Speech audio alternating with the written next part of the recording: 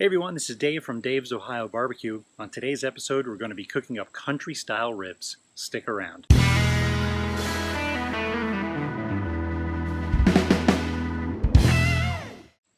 Alright, now country-style ribs, what exactly are they? Well, they're not actually ribs at all. They're actually a cut from like the shoulder steak portion of the pig. They call them country-style ribs because the meat kind of has the same consistency as a rib. They're great for grilling, and they're actually a little bit cheaper than ribs, so they are a good cut if you're looking for something that's not that expensive. Problem with it is there's two different types of meat that run through the country ribs, and they both cook at different rates. So what we have to do is we have to try to figure out where we want to cook these two so that both pieces are still juicy and still tender. We're going to start these ribs by putting on a dry rub. You want to put the dry rub on at least a couple hours before you cook it. Even overnight would be great. What the dry rub is going to consist of is it's going to be 4 teaspoons of packed brown sugar, 1 tablespoon kosher salt, 1 tablespoon chili powder, and 1/8 teaspoon of cayenne pepper. That should be enough rub to do about 4 pounds of country-style ribs. So before you put the rub on, make sure you trim off any extra fat or any pieces of the rib that you don't want on there. Coat all the sides with the ribs, put them in a pan, wrap it with some saran wrap, and just let it sit in the fridge for at least 2 hours.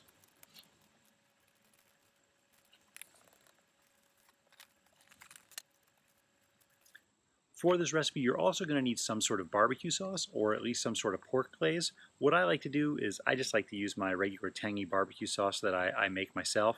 I'll put the recipe for that in the description below, but anything you have that you like will work great. So today I really wanted to cook these over charcoal, but I actually don't have a charcoal grill.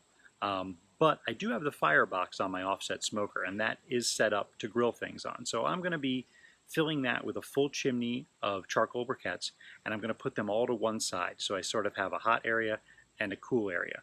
I'm going to keep the empty side of charcoal near the vent, so it kind of has a little bit more coolness to it than if I reverse the order.